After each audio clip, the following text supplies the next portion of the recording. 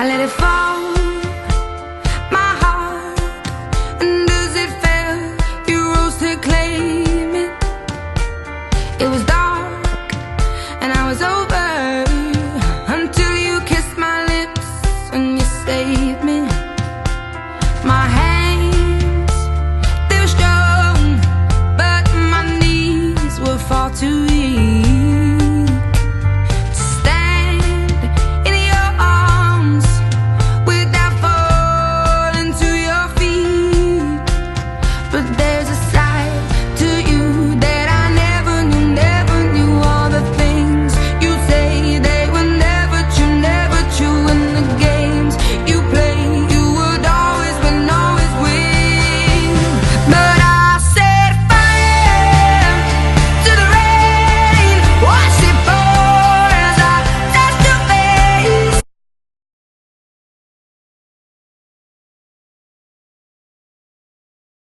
My name is Maurice West. All right, Maurice, how did you become an artist? I'm self-taught. I started teaching myself when I was 18, I guess. So, how would you describe your art? I would describe myself more as a colorist. What does that mean? I like to manipulate colors more than an artist. An artist to me kind of is like Van Gogh, somebody that can take your image and make it exactly like you, like a photograph. You know, I think those are artists.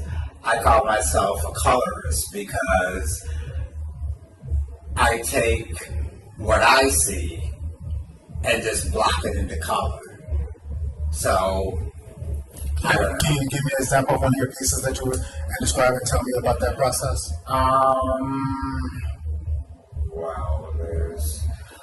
Well, I could talk about the vases. Okay, let's talk about the vases. You know, the vases, they just come in different sizes, so that's why I take like twine and acrylics just to give it a different fabric feel, because art isn't just something to look at.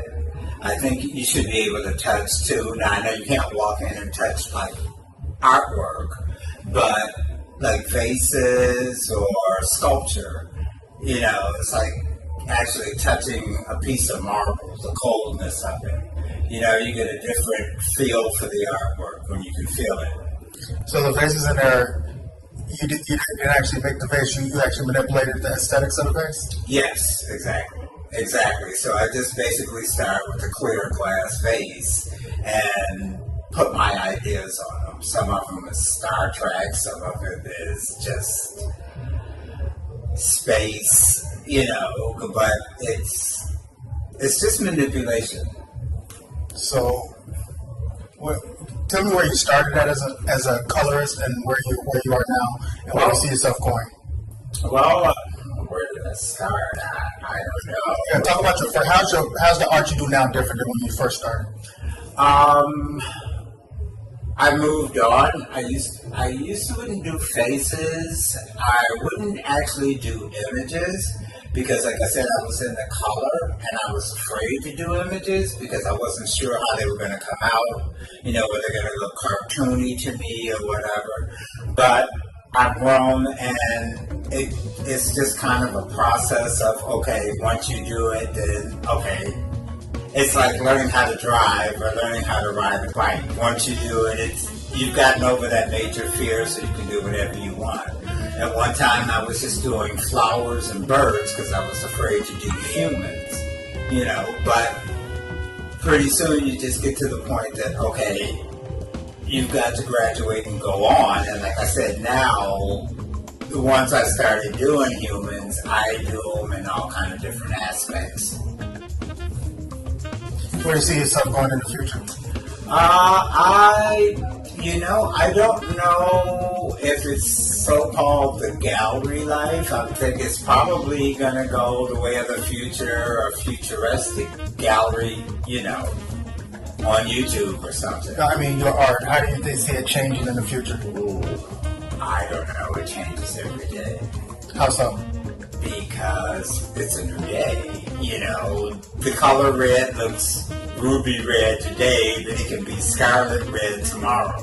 You know, and I know that's just my art brain thinking that way, you know, because someday I'll just see something gray, and that day I'm in love with gray, and I'll paint in 4 or 5 different hues of gray. Not to be depressed or anything, but do the same thing with black or any other color. Oh, well, gray is my favorite color, so I don't have a problem with that at all. See?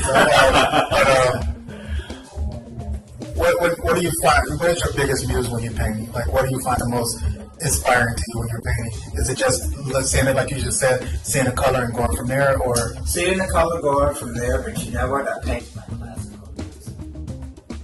I can't paint my regular music because I've got a singing voice, so I want to sing along and I want to get up and dance. But you put on classical music, it kind of takes you into another world. You know, I don't know, my father turned me on to classical music when I was really young, and we were in Frankfort, Kentucky, at Kentucky State University homecoming, and we were out on the football field, and I'll never forget the guy that was out there, and just close our eyes, and just listen to the music. It's like you can hear the water rushing, you can hear the drums, and hear the horse running. It's like reading a book. You use your own imagination. You know, you see a TV show, You read a book. It's your idea of Little Red Riding Hood looks or the Big Bad Wolf looks. You know, it's unless they give you a picture book. You know, but it's like Moby Dick. You know, you read it, the rushing of the water, it's all kind of in your imagination, you know. So when people see your art, what do you want them to get from your art?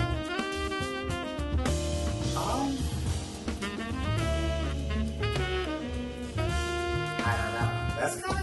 That's interesting. I don't know, because I've had people look at my art and show me stuff that I didn't see. You know, and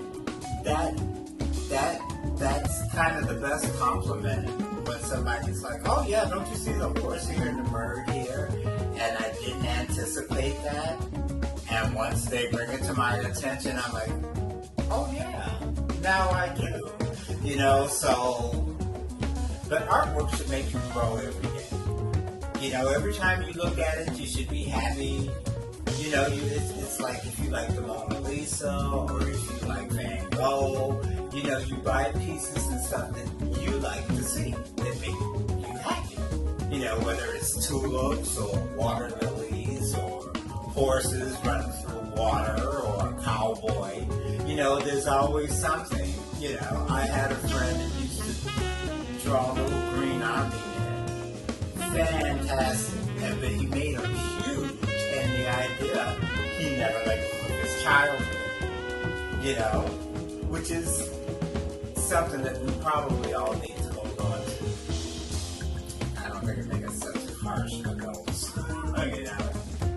So if someone wants to get up in touch with you, if they want to purchase or see your art, more of your art, how would they do that? 851-388-3755. You can call me any day of the week. It's my cell phone number. Either I'll be here in Chicago or either I'll be I have a studio up in Monterey where I actually go and do the stretching because I start with raw canvas. I sell it myself, I paint on it, and then I stretch it myself. So basically, if you see something you like, I can make it to any size you want. And you can have an original too. Okay? All right. Thank you. Thank you.